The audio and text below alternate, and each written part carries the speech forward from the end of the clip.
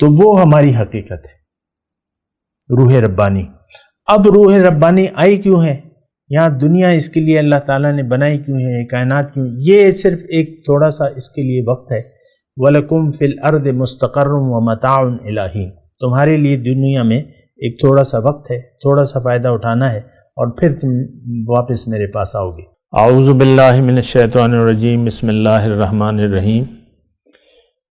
اللہم صلی علی سیدنا محمد معدن الجود والکرم وآلہ وسلم۔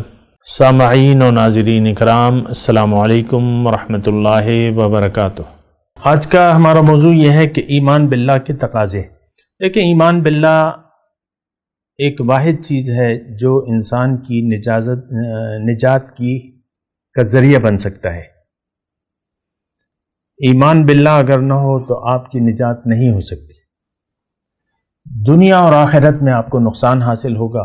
تو بہرحال اس ایمان باللہ کے تقاضے ہیں۔ پھر پہلا تقاضا جو گزشتہ نشست میں نے آپ کو بتایا تھا کہ آپ کو اپنے اوپر یقین حاصل کریں اور اس غفلت سے باہر نکلیں، اپنے اوپر یقین کریں کہ آپ ہیں کون۔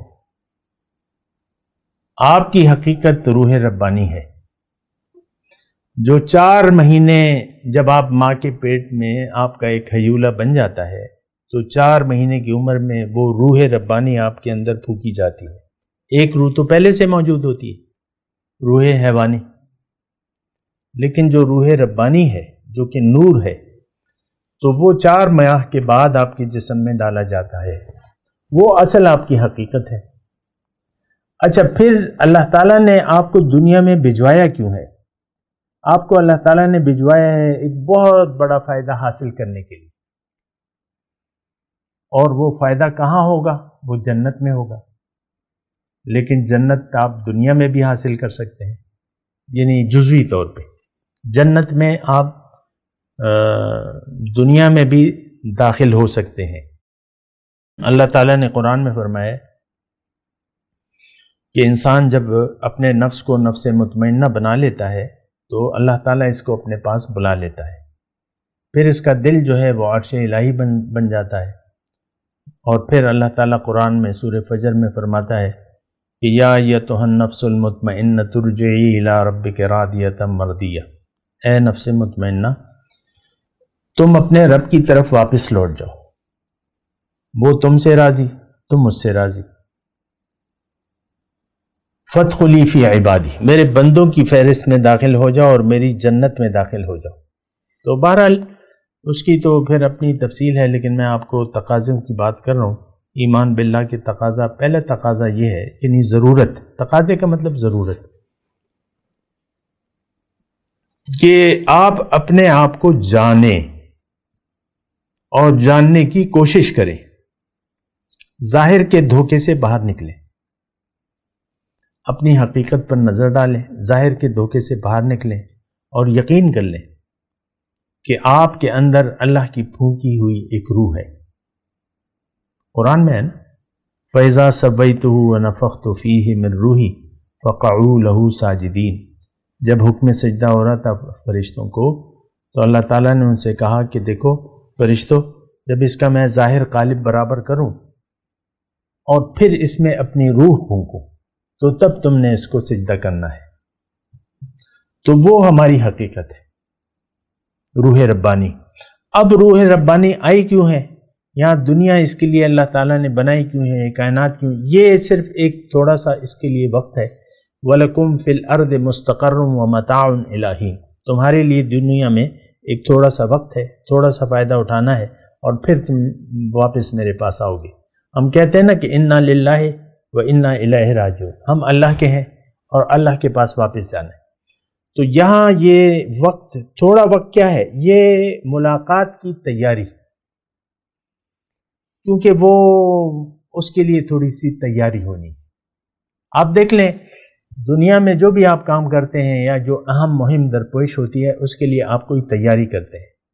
گھر میں مثال کے طور پہ متوسط گھرانہ ہے، گھر میں شادی بیٹے کی شادی ہو رہی ہے، تو آپ دیکھ لیں پھر اس کی گھر میں قلعی سفیدی ہونی شروع ہو جاتی ہے، چونے والے کو، رنگ ساز کو، کہ بھئی یہ ذرا رنگ کر دو، یہ کر دو، ٹیپ ٹاپ، کہ اب شادی ہونے والی ہے، پھر شادی کے لیے کمرہ نہیں ہے تو کمرہ بن جاتا ہے، اور پھر کمرے کی ڈیکوریشن وغیرہ.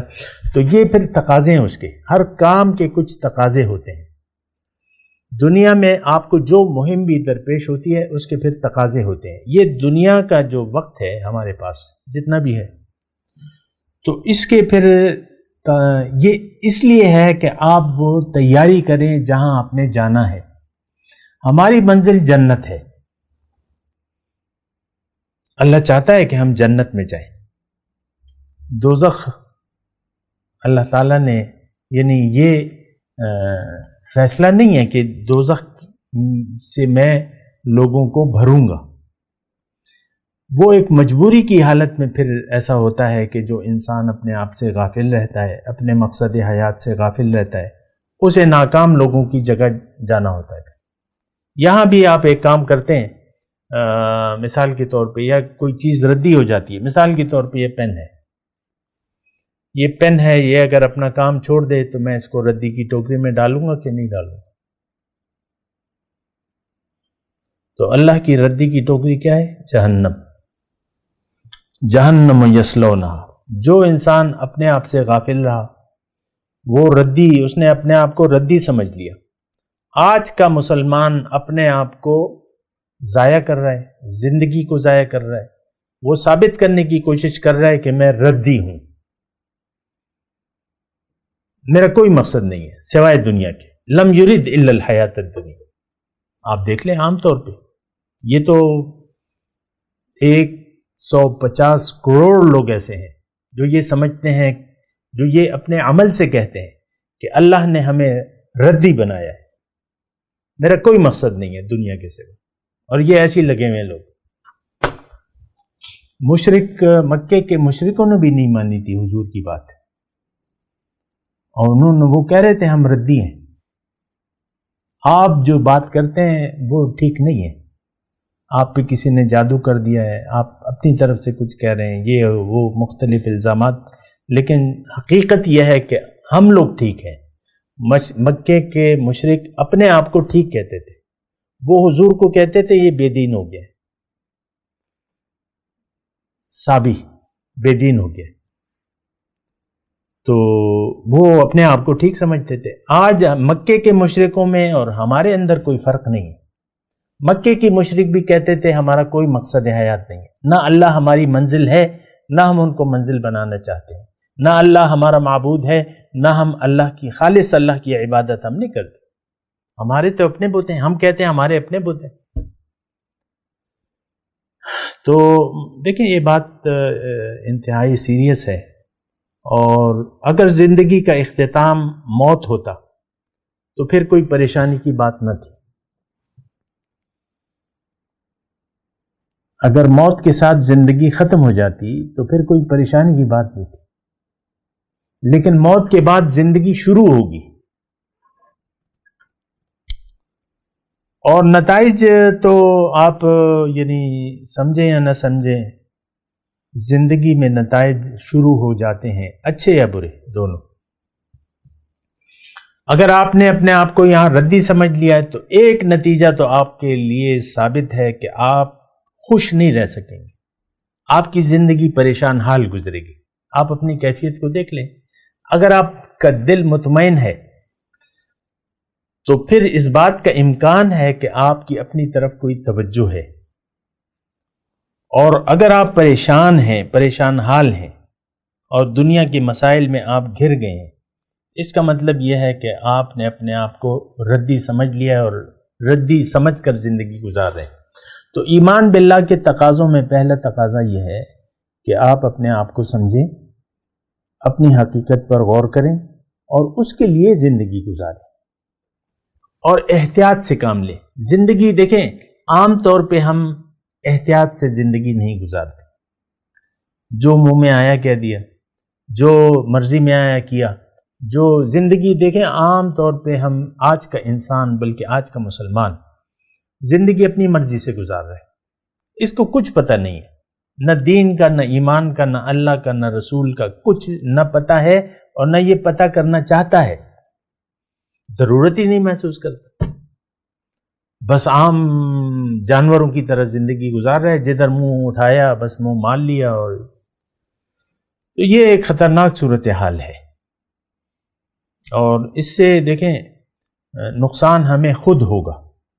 اللہ تعالیٰ نے قرآن میں فرمایا ہے کہ یا ایھا الناس انما بغیکم علی انفسکم، اے لوگو تمہاری یہ بغاوت اس کا اثر تم پر خود ہوگا.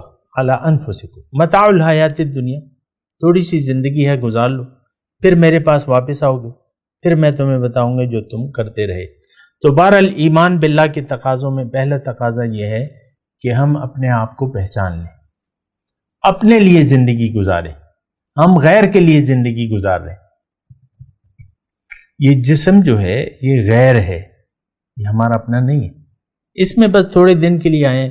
مثال کے طور پہ کرائے کے ایک مکان میں، پرائے مکان ہے، کرائے پہ آپ کو مکان کی ضرورت ہے، اور 1 مہینے کے لیے آپ کہتے ہیں مجھے مکان دے دو، اور پھر کیا آپ اس مکان کے مالک ہو جاتے ہیں؟ اگر کرائے کے مکان میں کسی تو چند دنوں کے لیے آپ نے کسی سے لیا، یا مثال کے طور پہ آپ کہیں سے گئے ہوتا ہے، تو بہرحال تو یہ تو ایک کرائے کی جگہ ہے، بس کرایہ باڑہ بھی نہیں دے رہے ہیں، مکان میں رہ رہے ہیں. کرایہ تو یہ ہے کہ شکر ہے، شکر کرایہ ہے. بہرحال بات کرتے ہیں ایک وقت کے بعد. وآخر دعوانا الحمدللہ رب العالمین.